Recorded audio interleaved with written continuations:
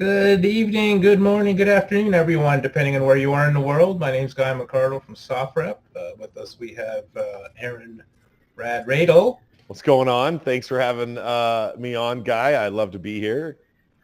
This semi-experimental Frontline forum. Right. We're using a new platform. We're using the Google Meets platform to see how that operates, and then, just playing around. And hey, who joins is who joins, and off we go. That's right. It's open to the whole world. Sent out an email earlier today. A gentleman with us from, and I forgot where he's from already. I didn't. Well, let's introduce Roland. It's one of our first to join this Meets. Roland comes from Angola, Africa. All right, and that is what's going on. And he's done some time over there at the preserves, I think, where they, what do you do over there exactly, Roland? Are you taking care of the animals? What is it? It's a national park.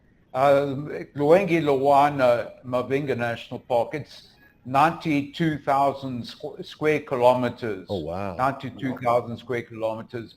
And it's where the Bush War, the South African Bush War, which started in 1964 and ended in 1989.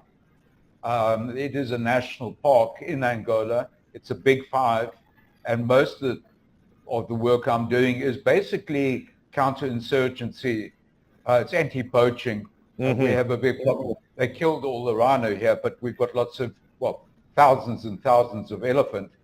So we have people coming in from places like Zambia, mainly, into Angola, into Botswana, into Namibia. And it's like counterinsurgency warfare. They try and shoot us, and we try to stop them. You're looking at like feet print on the other side of the wire where there wasn't any when you're probably patrolling and whatnot, and then all of a sudden you see feet print, and then you start just tracking.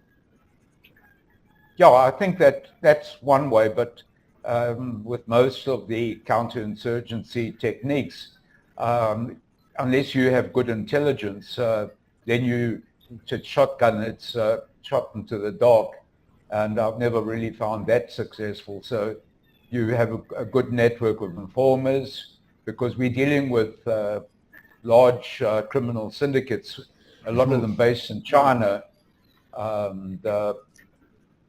So if we can infiltrate, at least at the ground level, the guys that are doing in the villages that are doing the hunting, the poaching, then we can base our operations on information, and then turn it into intelligence, and then put it into an operational plan by writing an operational plan.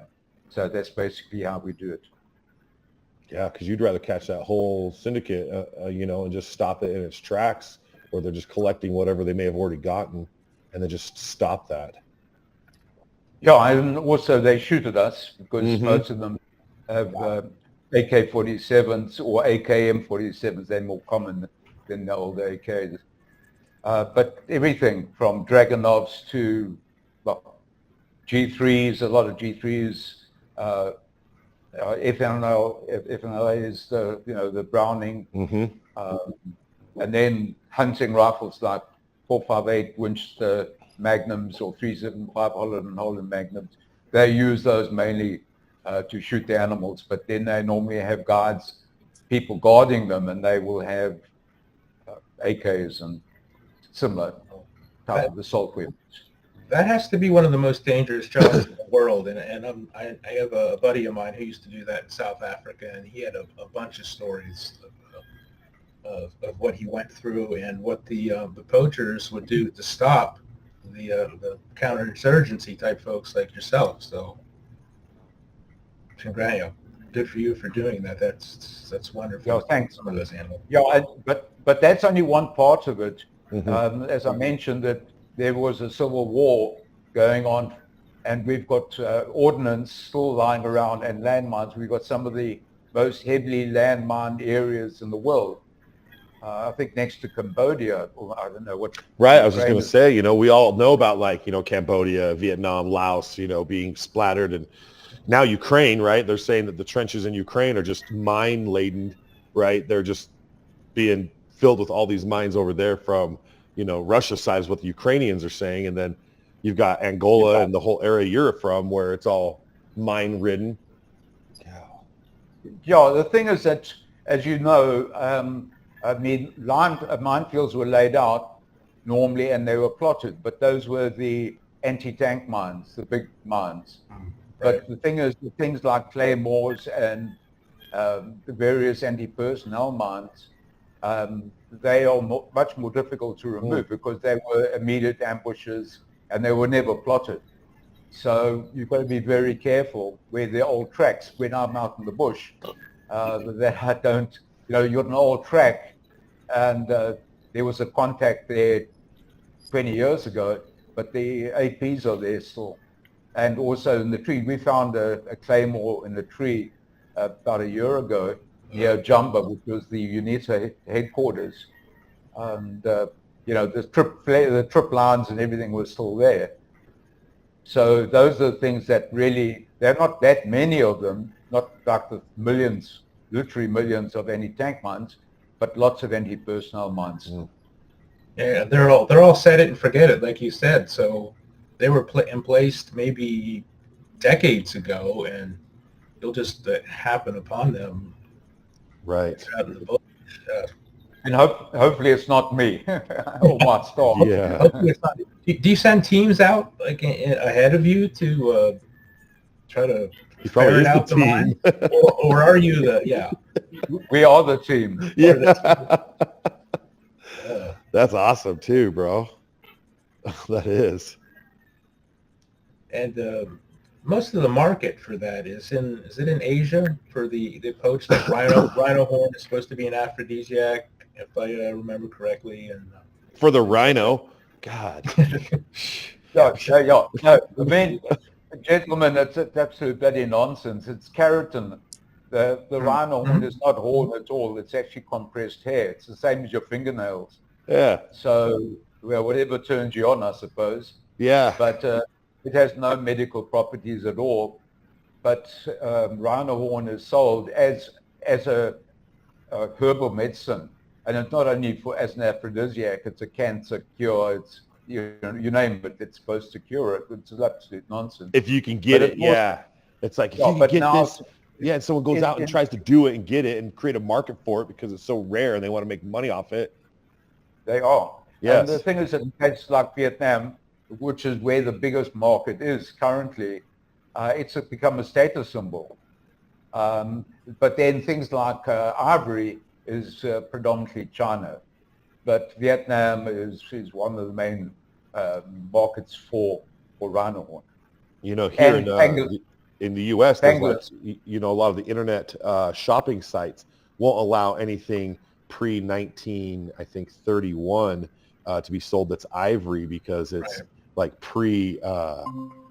not allowed in the U.S., et cetera. So there's like pianos with ivory keys that are still sold, but it has to be pre-1938 before it can come into the country. One time I went to England and I went to this club called the King's Head, and I was just like, if you've ever seen Ace Ventura, Pet Detective, it was like when he freaks out, everything's in there. It's all stuffed, swans, lions, all of these. I was just like, it's the weirdest sensation. It's so weird. From the big game hunting. Oh yeah. It was just they had monkeys that were stuffed in this place, and when I'm over in England, I realized they didn't have that trade agreement like we did. You know what I mean, Guy? So seeing that over there where it's grandfathered in, it's like, what? That was crazy. That was a SOFREP experience. And a lot of the countries might have been British colonies. Right. So it would have been very easy to trade back and forth. It's like they had the white rhino stuffed in there. It was amazing, dude. Everything was just like, I can't believe it. Every butterfly.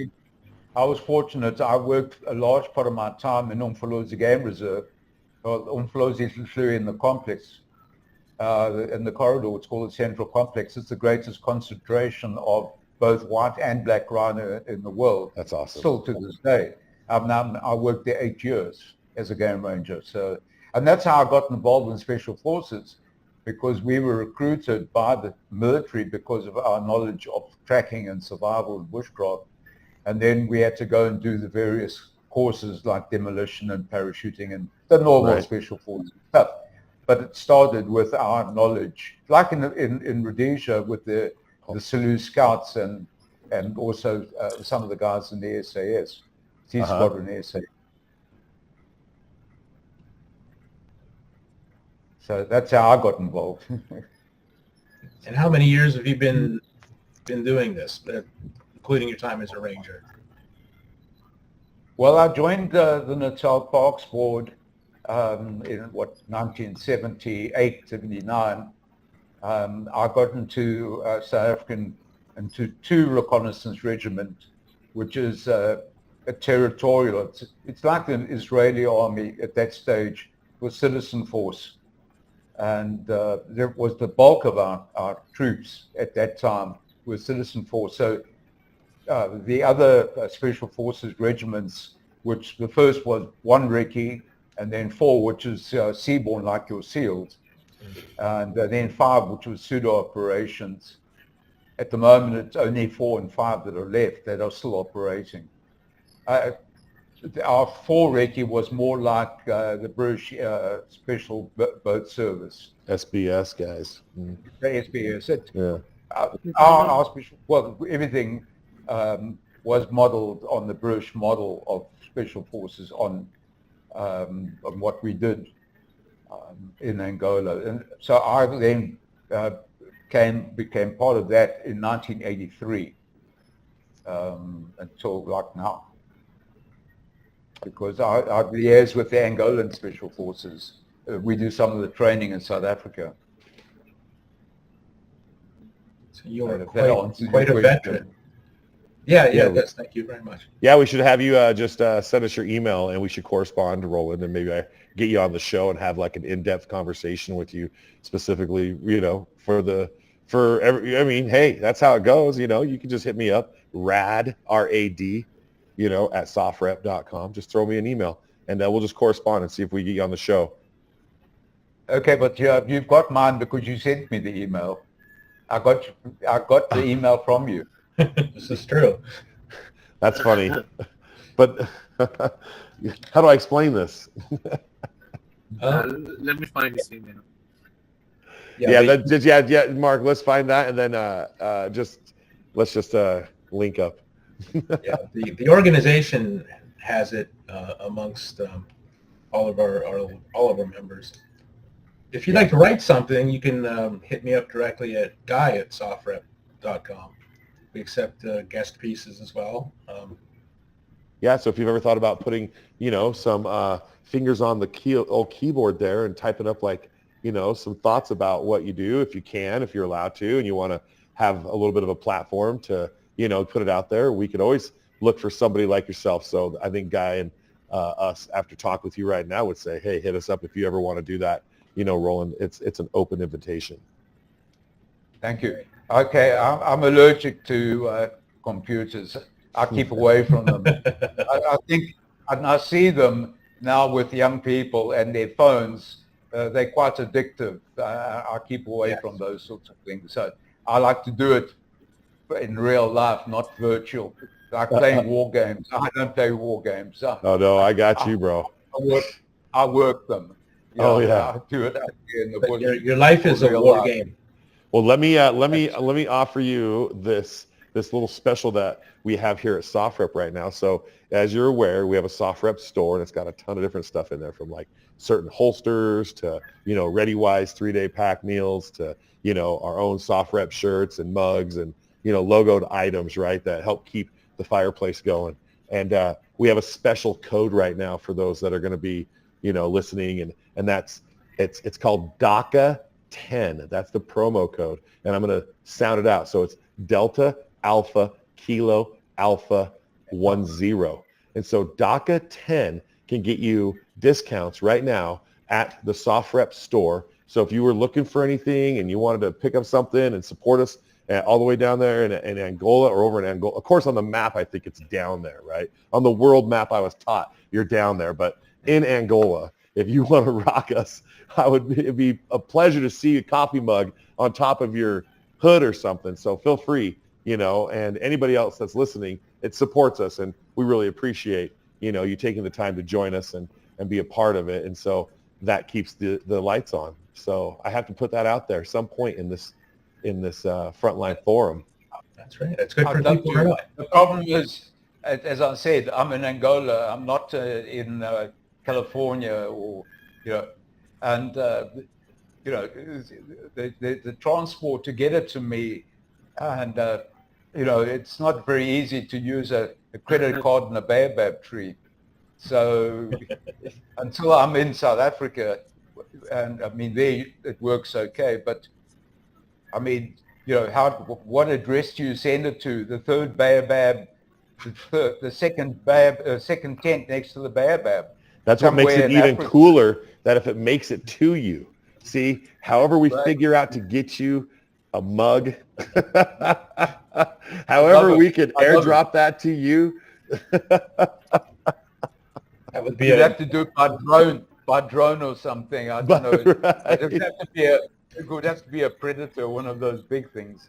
It's not going to be one of the little things. Give us some grid coordinates, and we'll get the drone over those coordinates, and we'll tell you 3, 2, 1, drop, or something like that.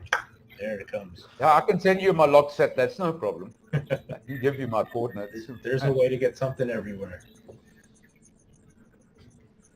But Docket 10, that's for everything in the store, isn't it, Rad? Yeah, it is. It is. It's everything in the store. So it's DAKA 10, DACA, Delta Alpha Kilo Alpha 10. And so that's what's going on. So they're doing a 10% off of the store. And then also, aside from the merch in the store that we have the book club, right? So we still have that going on, and that is SOFREP.com, I believe, /book-club. And you can go check out any of the books that are in the club's library, suggest books through the suggestions if you need to. Yeah, I mean, I'm very much a book person. I love books. I've got a hell of a collection of military history books. The difficulty, when I'm in South Africa, I mean, Visa card and that works fine. But in the bush in Angola, I can't go to the local anything. And also, even the electronic banking is not easy when you don't have, I mean, I'm here at the moment because I'm sort of admin now, but I can go for months, a year without having internet at all. Wow. So the payment part of it is a real challenge. When I'm on R&R in South Africa, it's different, but when I'm here, and we probably take this for granted, that what you're saying is like, it's just not everywhere we think it is, because it's where we're at, right? Yeah, this is true. Because, we have comms constantly. Yeah. Recently we've got VSAT, and obviously we've got sat phones, but using VSAT, we can in some places get internet using, satellite internet, but it's very, very, very expensive. Yeah. No Google Fiber. Google. Come on. Right next to the fresh water pumps in all the villages. No gig service in the bush. Serious. Well, speaking of the story, that's where this hat came from. That cool American flag on the side there. Oh yeah, huh? Very, very comfy. Came from the merch store. Some really cool T-shirts in there. There was a UFC fighter who just won, and The Rock, the actor Dwayne Johnson, showed up behind him in the cage. I don't know if you saw this on any of the social medias. And he was sitting there talking about how he had only $7 prior to the fight. And the money that came to him was life-changing because he took it all and gave it to his village for a fresh water pump. And it was like $5,000. And so he sent it over to his village. And so I guess The Rock heard about it, Dwayne, and came and surprised him and, probably gave him some gratuity for his generosity, just because he's like, he won the fight. He was able to put in a fresh well, in his village. That's a real deal. Water too. Yeah. But gentlemen, I really don't think you guys in the States understand. I mean, I can go to village, as I said, it's 94,000 square kilometers. You know how big that is.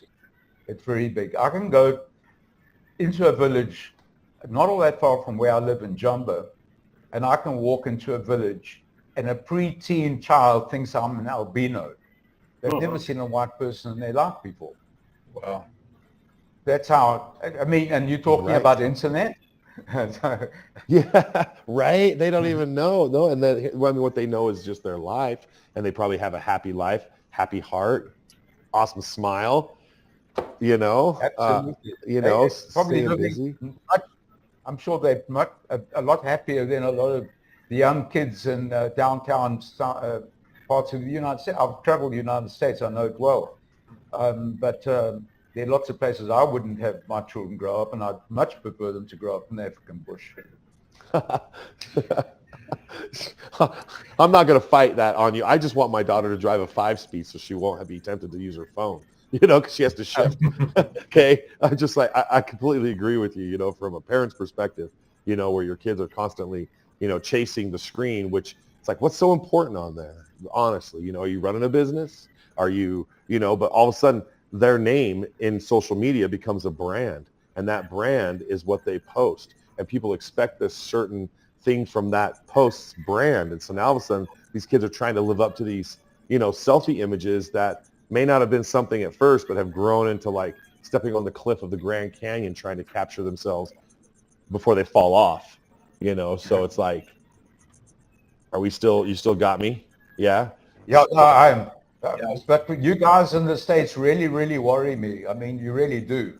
And a lot of my friends in special forces here in Africa that I worked with, or operated with, and I mean, you guys are the world leaders. I mean, but that's changing, and you're getting soft, and you're getting woke, and politically correct, and that's for us is not a very good thing, because that means that you guys as world leaders are on your way out, and the Chinese and whoever else is going to take over, Indians maybe.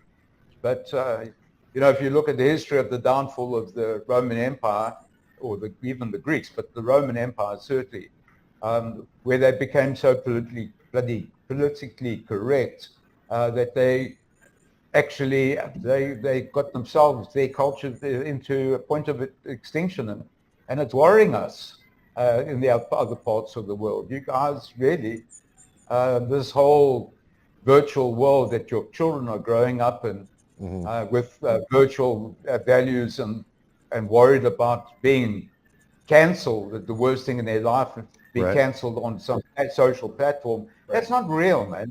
They Well, must that's go the play thing. in the dirt. And that's where we teach the kids that, unless you're, really a brand, why are you posting anything at all? Right? Why are you Yeah. feeding into that attitude out there unless you are, literally selling something? Because that's what's becoming a brand, is the person's name.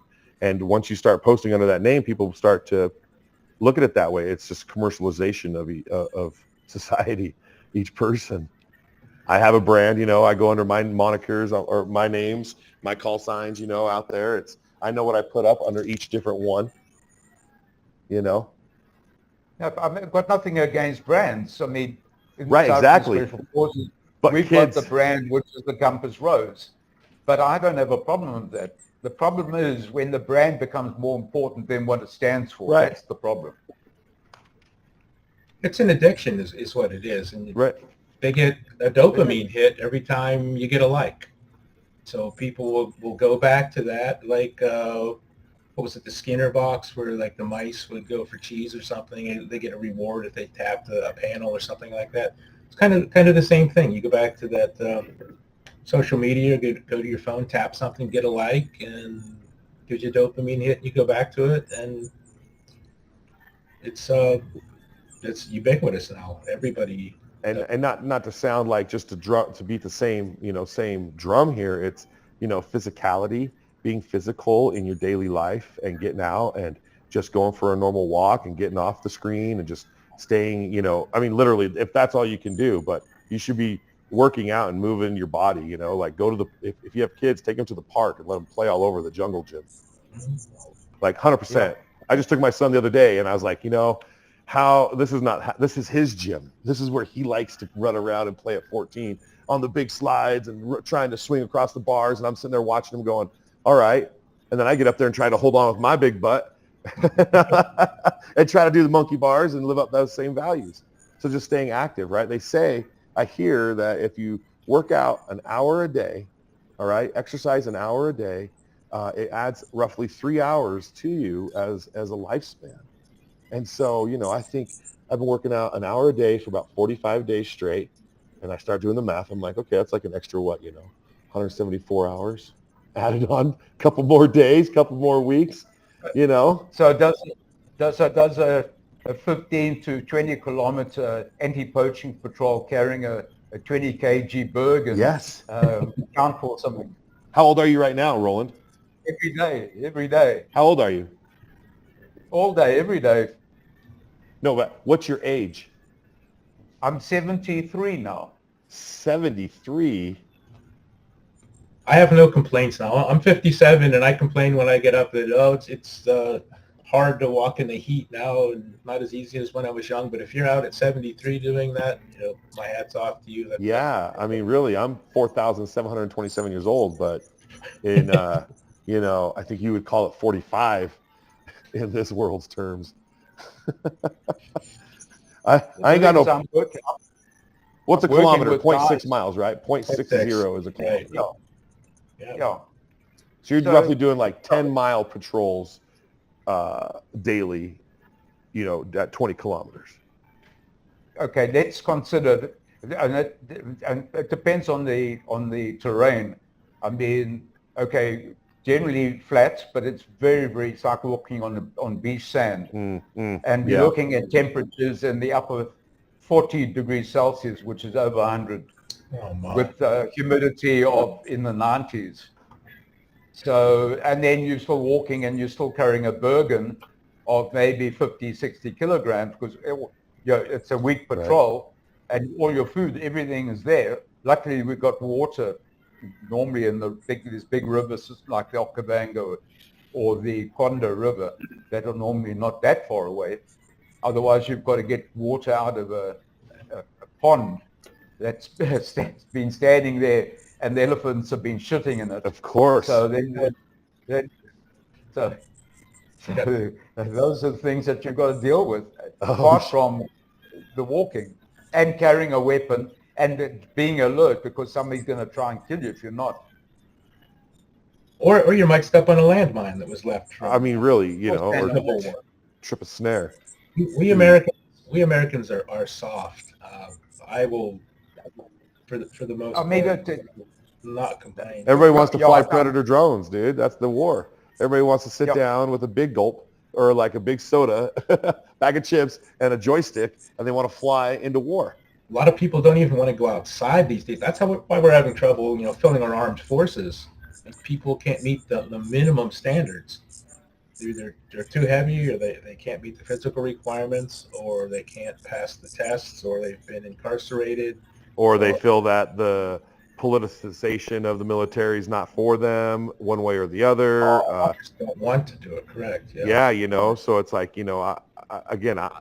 I like to always say on the podcast, we're never pushed by any sponsor or advertiser to say, if you want to join your local, military career center, go check it out, do it. And again, give it a shot, go talk to them. If you're at an 8 right now about like the Marine Corps, you're like, maybe. Well, what takes you to a 10? Talking to them and going in there. I mean, then what? What do you have to lose? Oh, nothing. You have everything to gain over a 4-year contract, and you may love it, you may hate it, but you'll learn invaluable experiences through that process. Absolutely correct. But the thing is that, okay, so again, it's just a matter of scale. It's what your culture and what you're used to. I did the Superstition Trail down in Arizona. I became an honorary ranger, Teton, the Tonto Rangers. Yeah. And it was set aside. It was a 5-day trail. And I was told, I was nervous. I'd never done anything like that before in that part of the world. Arizona's damn hot. And they said it's going to be a tough 5 days. I did it in like 1.5 days, and I was waiting for it to start. So it's all what you're used to, I suppose. Yeah, for sure, because you're already conditioned to those elements. And so, you're like, hey, time zone may change, elevation may change, but Arizona, Sedona, the slot canyons, all of those types of wind-formed structures that we see in calendars at the doctor's offices and stuff like that on the pictures. I'm getting ready to go down to Moab, Utah in October for a getaway, and I'm going to try to do a little bit of, I'm SOFREPs down in Moab, get some cool pictures and maybe write a little something up about, touching the earth and just getting out and taking the kids for a hike in that attitude, to go see the arches. Really, they lead by our example. And if we're here really talking about the youth, and just saying, we can't just say things, we have to do things and be things. And so, as examples and ambassadors of the world we live in and where we live, is we're all stewards of it, right? And we should all just realize that and not want to ill will anybody. We don't want that. We just want to have a good time, bro. Yeah, but I mean, again, I agree with you. I mean, in the military, we learned that you actually lead by example. You don't lead because you're the boss. You will never get respect. Certainly with the troops that I work with, the black guys, they will not respect you unless you will do what you want them to do, and you must do it better than they can do it. Otherwise, they won't respect you. And heck, the first shot's fired, they're going to run for hell. I mean, and you're going to get left behind. So, no, I mean, you're 100% right. And then it's got to start with our families. We've got to lead our families like that, so our children can grow up to respect us as well. And it's not do what I say, but it's what I do and what my example is. As I say, I enjoyed the superstition. You know about the superstition, the Dutchman's Gold, that trail. Mm-hmm. I spent I've been as far north as Montana, well, north of Bozeman, and then as far south as Florida, down past the Everglades, and everything in between, from Reno to Reno. Good old biggest little city in America. Biggest little city in America. Yeah. Good old Reno. We love Reno. Shout out. Spent quite a bit of time in Washington, D.C. and Virginia and West Virginia. I've got friends in West Virginia. Say Utah. Come on, say my state. Say Utah.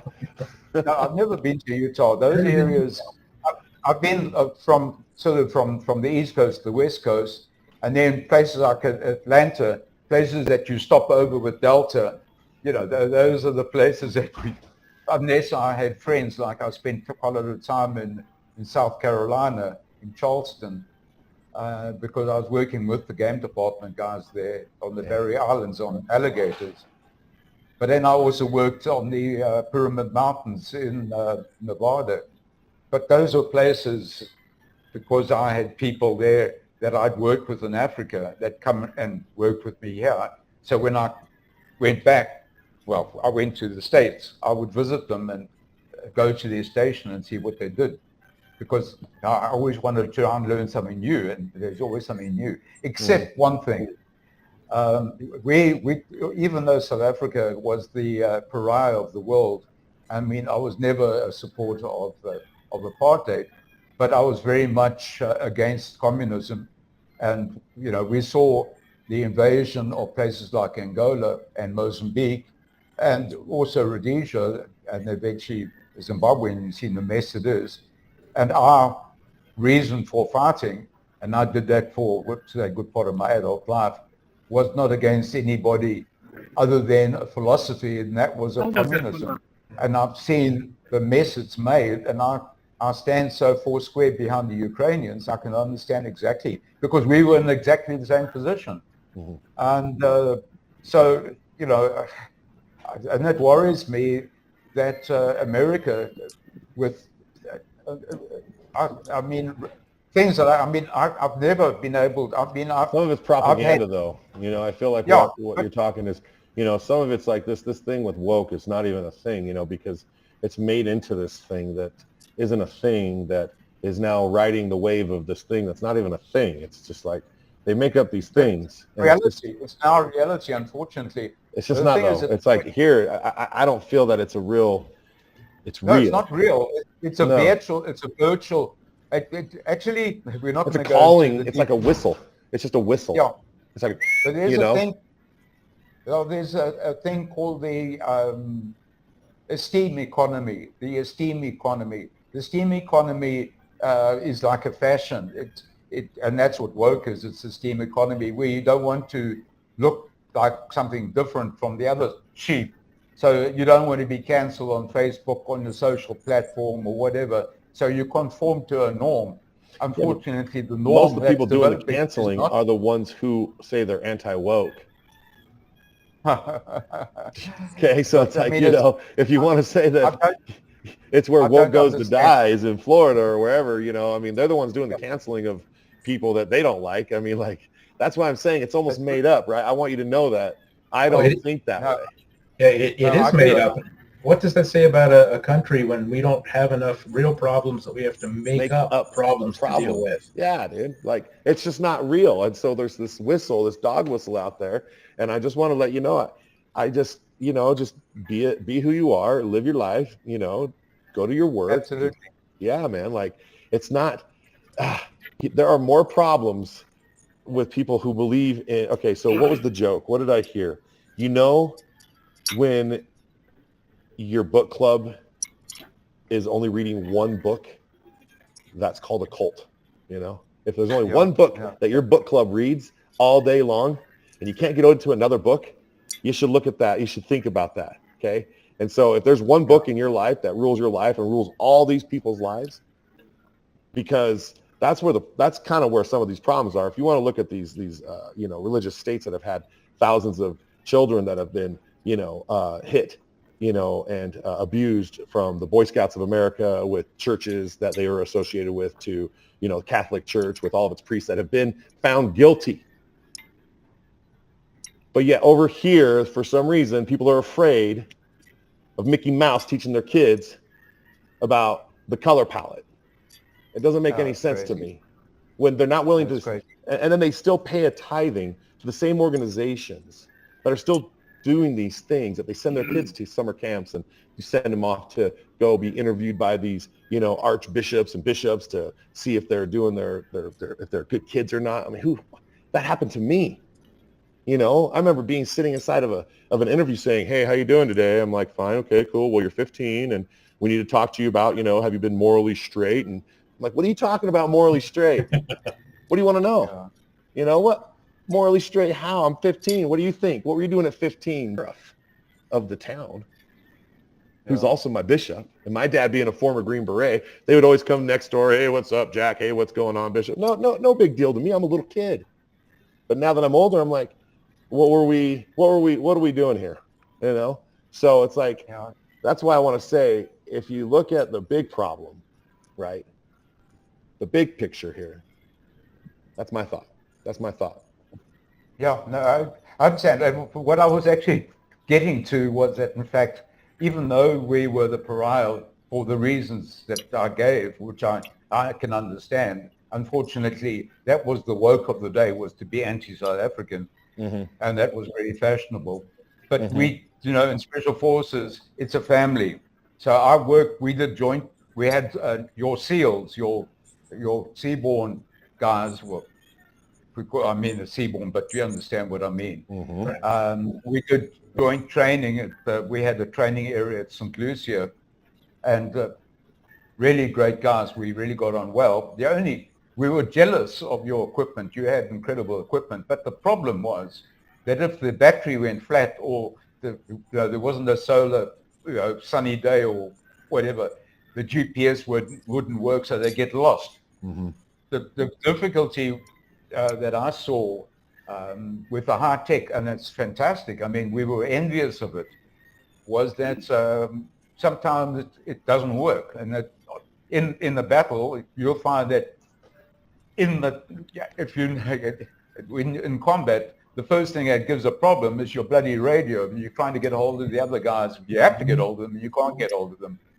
So our training was very low tech. It was using the sun, the stars, it was steam driven technology, and it works if you train the people that are doing the sorts of work that we did in South African, in Special Forces, in a theater that is pretty unconventional.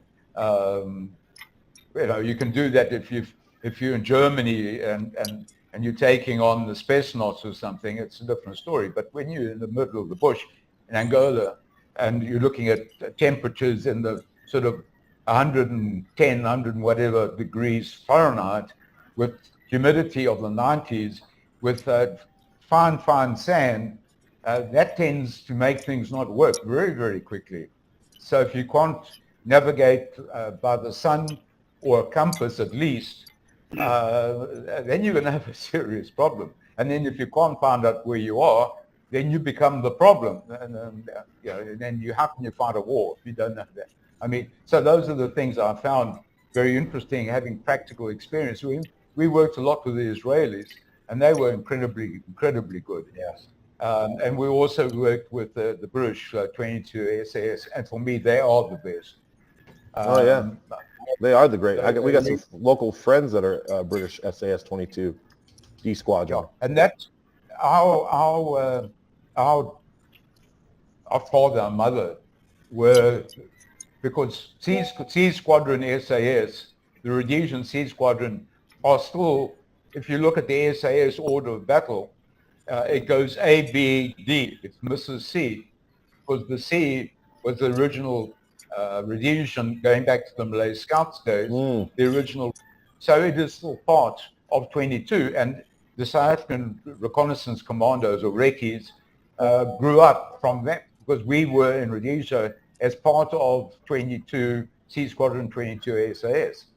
So, if you look at SAS, also read the Rhodesian SAS and the South African Recce's. It's the same. Sierra Leone, they went into Sierra Leone. 22 went into Sierra Leone to get the Irish that were captured out with Big Phil, who writes for SOFREP.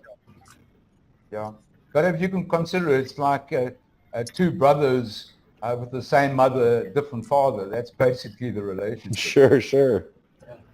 Getting a lot of good history today. And what you're saying is exactly right. You have to know the basics, because you cannot rely on technology, because it will fail you when you need it the most. So you need to know how to navigate with the sun, the stars, how to source water, food.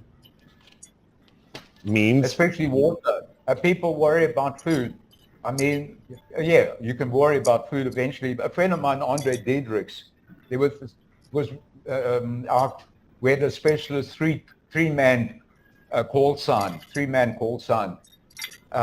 they traveled from the Namibian border all the way to Lubongo, which is about 600 kilometers.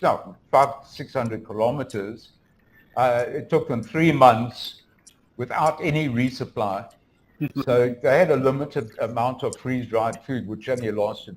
But water is the number one thing. If you don't have water, you last maybe 2-3 days. I mean, we did it with our selection. And what got all of us, every time, was water. That's the thing that you've got to worry about.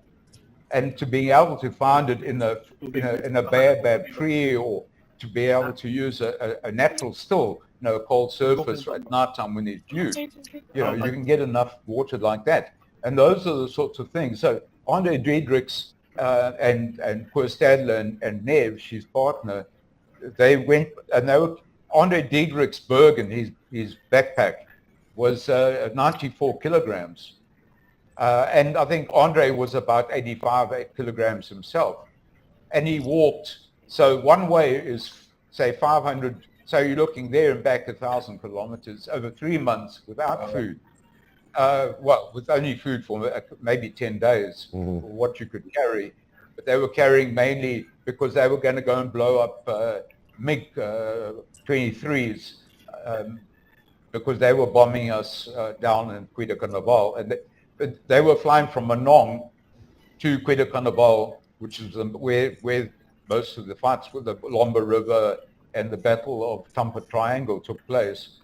And they realized that because there was a spy in the South African Navy, a Russian spy, Commandant Gebhardt, and he was telling them that the South Africans had the capacity to go on foot all the way to go and blow up their MiGs at Manong. So they moved them at night time another 200-300 kilometers further north. Because the first time we got there, they weren't there. And so the guys had to come back. It was a lemon. But then the second time, but then the problem was that they'd put a guard under every aircraft. So most of the traveling was at night time. I mean, that's when I say 500 kilometers, that's maybe 100 kilometers in the daytime. The rest of it nighttime, because they dominated the air. They had helicopters, Mi-24s and stuff, Mi-17s and 8s in the air all the time. So the guys moved at nighttime. So when they managed to infiltrate into the airport at it was called Sada Bandera at that time, when they eventually managed to infiltrate and get in, they didn't realize that because they weren't able to, that was the reconnaissance, but they couldn't go and do the reconnaissance and come back and do the demolitions. So they did it both at the same time. And they had guards, sentries under every aircraft. So when my friend Cor Stadler, who was my colonel, by the way, my rank is captain. So he managed to get in underneath. Okay, you could have night vision. We had very first generation night vision, and it was passive, so you didn't have the normal glare. But the problem is that if you, even with a suppressed weapon, if you wounded the person, and it's not that difficult in the pitch black, if you don't know where the guy is, I mean, if you've gone through that drill, you know exactly where he is, and you've done it 20 times, it's a different story. But when you're coming into a new base where the planes only arrived at night, and you've got a guard somewhere underneath it, I mean, so they had to withdraw. So they went all the way back without blowing up a damn thing. But they still did it. I mean, they still could have done it because they had, most of the weight was special limpet mines to attach underneath the aircraft. So that's the sort of stuff that we did, but water was always the problem. So all of that effort, and they never blew up the MiGs. They had to go back. They kept moving. No, but that satisfaction of knowing they could have, but if they would have been compromised, and to be compromised, 3 guys 500 kilometers behind the lines without any air support, extraction, etc., you don't go taking chances. Maybe you're going to wound somebody, or there's going to be some noise and you're going to wake up the guy who's only maybe 10 meters or 20 meters away from him. So it's better to go home and you can try it next time. Yeah, you're on your own. There's no exfil. There's no quick reaction force that'll be there in a few minutes to pull you out of that. Self-rescue. Yeah. No. Typical. That just gives you an idea of some of the stuff we had to do. It's amazing what human beings can do when you have to. It's like I think something David Goggins said about when you think you're done, you're only about 40% there. That's why, as a trainer, he keeps pushing people harder and harder because you can do a lot more than you think you can. When I'm talking about the average person doesn't realize. I thought of him while I was at the gym. No, absolutely. But then the thing is that it's often not the most of our selection is the same as your selection is on the psychological evaluation. Yeah. So it's not only the physical, it's also the mental and psychological evaluation and the ability to function when you I mean, you've got Buds Week in the SEALs. We have much the same, like 7 to 10 days, with literally without sleep, walking 40 kilometers, carrying a 40 kilogram thing. And then at the end of it, and you don't know when the end's going to be either, because it's just one stage after the next. You don't know when the stage ends.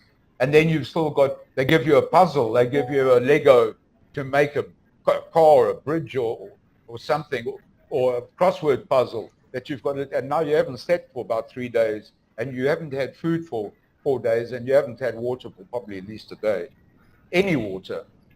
And then you've still got and those are the things that make a special forces soldier rather than a light infantry, which a lot of the world talks about special forces when they're not really special forces. They're actually light infantry.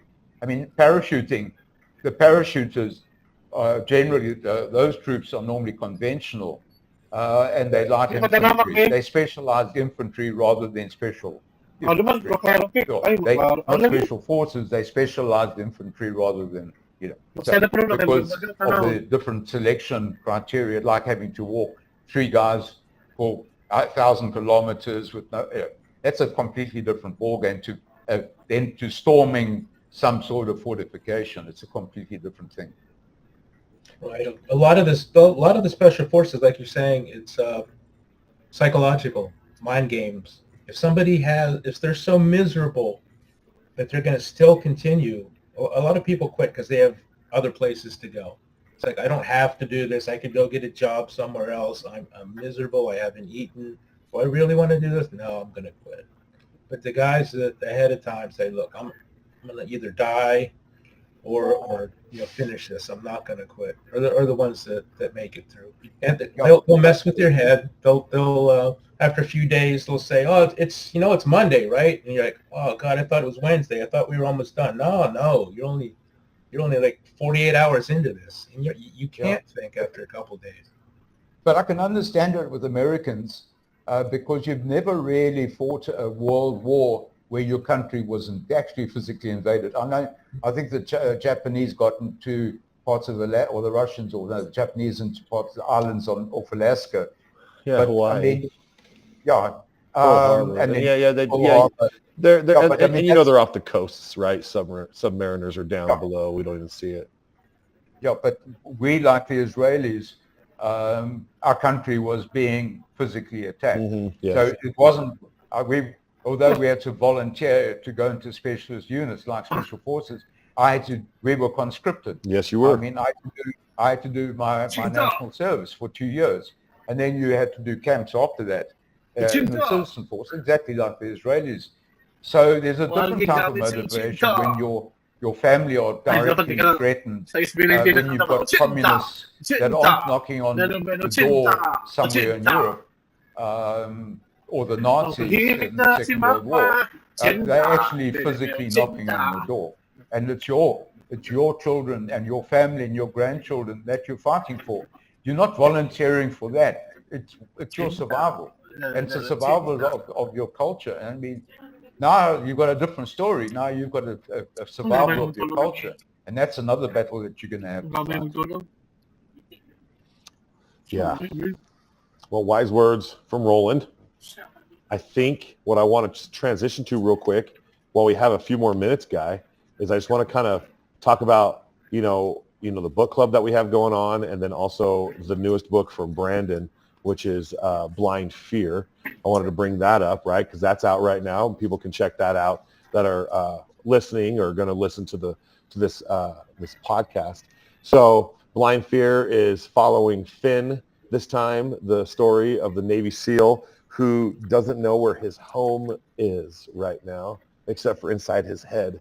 So now they find him in Puerto Rico inside of a hurricane with all sorts of different type of, scenarios happening to him.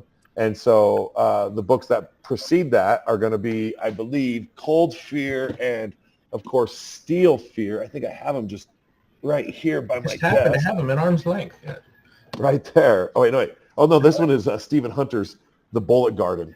Let's see here. But yeah, Cold Fear, Steel Fear. They're on Audible. You can check those out. John David Mann, New York Times bestselling author, and Brandon Webb put a lot of their passion. They transitioned from Brandon transitioned from the military to putting out something through passion. Like writing, and believed in doing that, and kind of paved the way for a lot of others out in the industry right now who may not realize that Brandon has been doing this since like 2011, with the SOFREP community, 2012, always putting forward the book, writing towards, blind, where he's at now with John David Mann with Blind Fear. I've been there from the beginning, right? So many years. I think it was 2012 that he and I did our first interview together, and it was launching SOFREP at SHOT Show, where I met him. And so we were introduced, and right there we became friends over a steak and mushrooms. You see, we were sitting down having dinner, and my friend said, "Hey, Rad, I want to introduce you to Brandon Webb. Brandon Webb, I want you to meet Rad, King of Airsoft." And I looked at him and was like, all right, I'll take that. So I ordered these mushrooms, and Brandon's like, "Hey, can I get up on those mushrooms?" And so we shared mushrooms for the first time as how we kind of met. That's the story. All right. And they were delicious. And it was like at the Wynn, I think. You shared some shrooms. Yeah, so we shared some fungi. You know why you always invite the mushroom to the party, Guy? Because he's the fun guy. That's why. Oh, that's why. That's a dad joke. Yeah, it's apparent, right? Speaking of SHOT Show and SOFREP, we're coming full circle. We're well, you've heard Brandon talk about this. We're hopefully going to have a meet and greet again. Yes. SHOT. That's my understanding. You know, I don't want to say exactly where, but I know that they're already working on it behind the scenes, and that's kind of how SHOT Show has to happen. Otherwise, space gets taken. And I'll be going down there again with my crew, and I'm sure that you'll be down there. And we will, range day. We'll be at the range day. We'll be on the floor. I'm going to probably be there for at least 2 or 3 of the days, covering what I can get my eyes on, everything from SIG to, Kelty to Keltec, whatever's out there. We'll check it out for sure. And write up about it. We usually take somebody from the airborne with us to write a story, but Guy, you bring your crew, I'll bring my crew, and we'll definitely get some dinner on SOFREP. Yeah. Can I ask you a question? Something that's been, I've been on your email list now for an awfully long time, and I've never been your acronym, which is SOFREP. What does it actually stand for? Guy? Excellent question. Special Operation Forces Report. It's a take on a SITREP, a situation report. Okay, now I know SITREP is. That's what I wondered. Yep. Okay, now you answered my question, because you don't actually say underneath what it stands for. That's like you take it for what everyone understands it. I know what a SITREP is very well. On a license plate. That's all. It just fits on a license plate, just a few letters together. It was available. You're absolutely right. It really doesn't say anywhere on the site, like in small letters underneath, Special Operations Forces. Report. I looked. Trust me. I get your material every week. I always look out for it, and I've looked at all your books and that. And I say I'd love to. I can't when I go back on R&R and I can get my internet banking working. I'll definitely. I'm a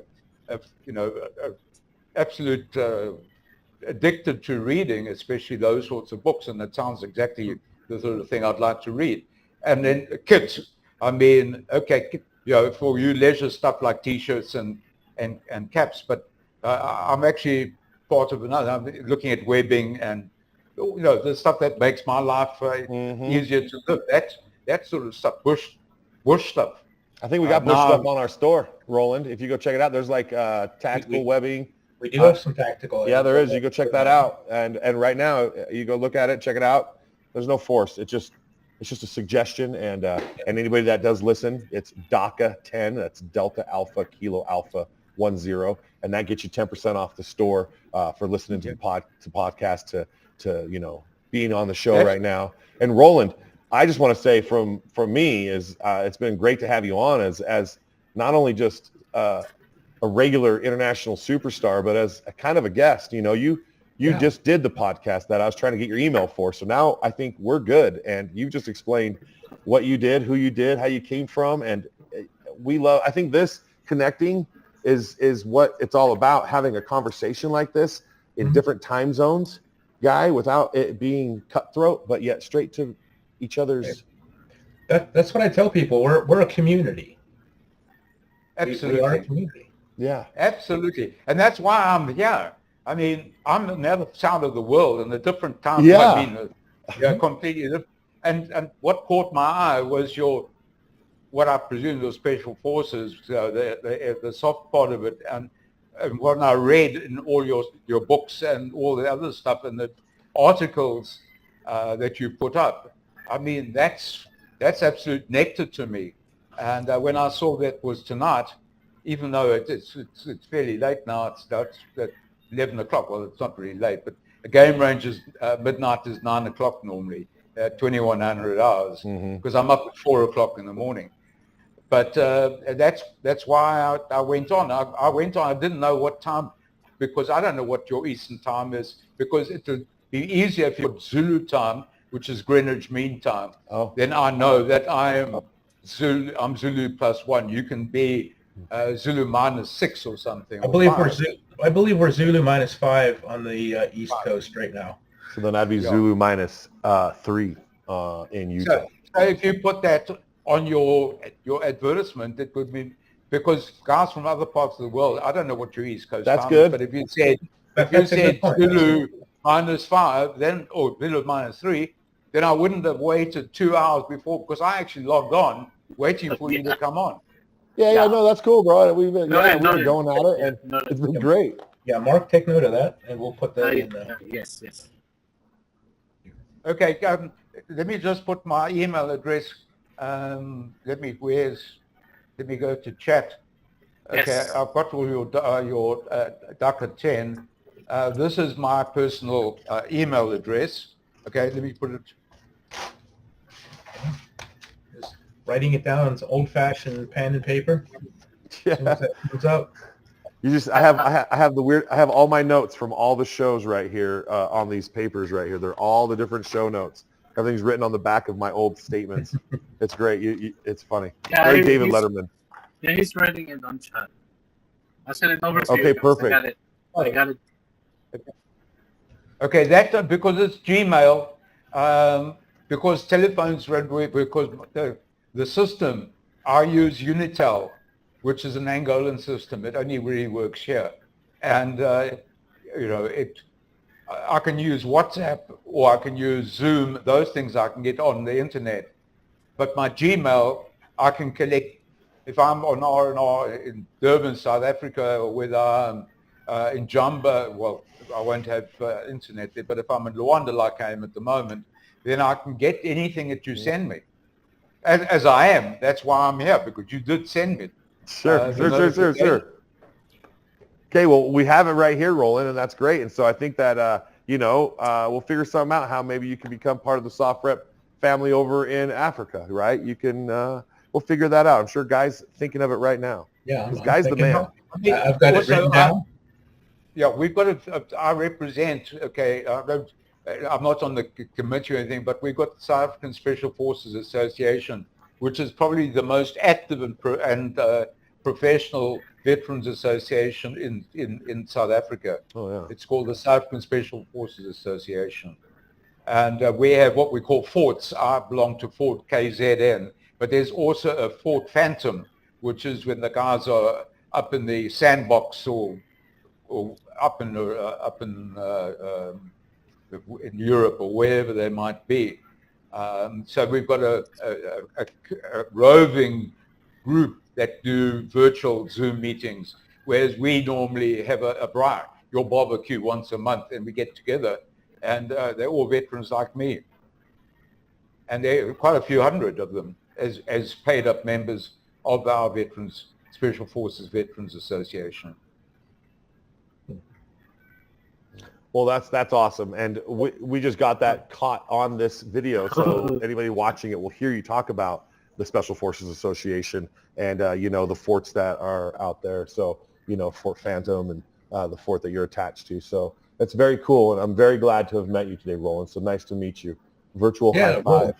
Well, as you said, you quite rightly said, Guy, it's a family. It's also like our relationship with the SAS. It's two brothers, same mother, different father. So that's why I'm here talking. Do you think I would waste my time talking to guys? Right. I haven't met, but because you come from the same brotherhood, I believe from me that I'm here talking to you. I'm not wasting. Otherwise, what's the saying? Always, never above you, never below you, always beside you. Huh? Absolutely correct. Absolutely correct. There you go.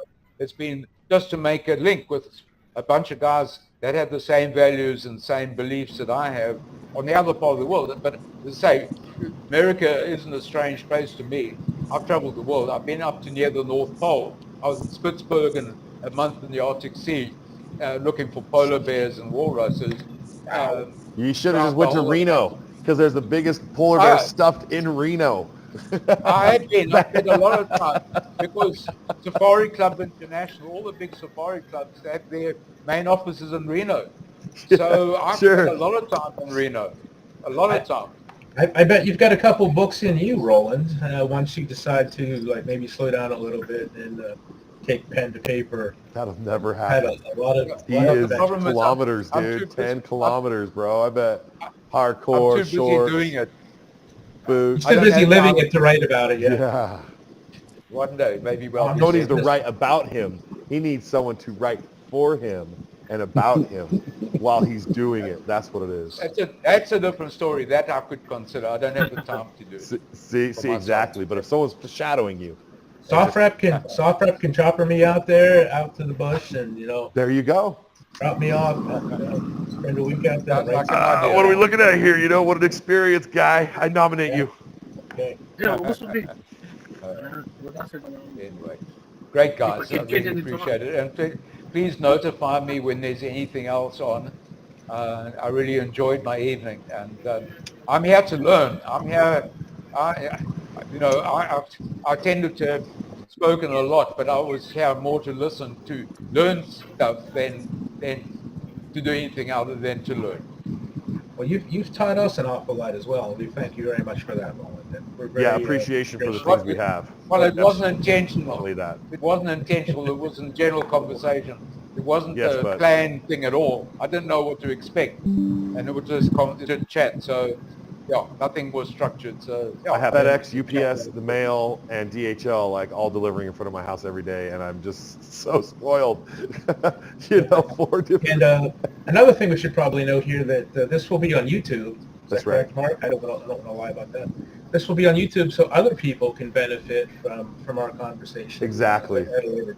Welcome to the SOFREP Mafia family. Yeah, because I won't give you their names, otherwise they'll put a hit on me. But they already have got one. No. The names have been changed to protect those. If you've got my email address, if you could possibly let me know when it's on YouTube, because I watch YouTube, especially the military history part, every day. There's probably in 48 hours. Okay, well, if you could just let me know and what it's going to be called. It's going to be called SOFREP. I don't know. Mark will do it. Mark's the best, aren't you, Mark? Yeah, we'll get a okay. Yeah. Please. For Roland. We'll do it for Roland. Okay, guys. Yeah, there is a... I really appreciate it. Thanks. Hey, gentlemen, we have to wrap up. We are past our hour, but this has been quite informative. So. I need to go for a leak anyway, so... bathroom break.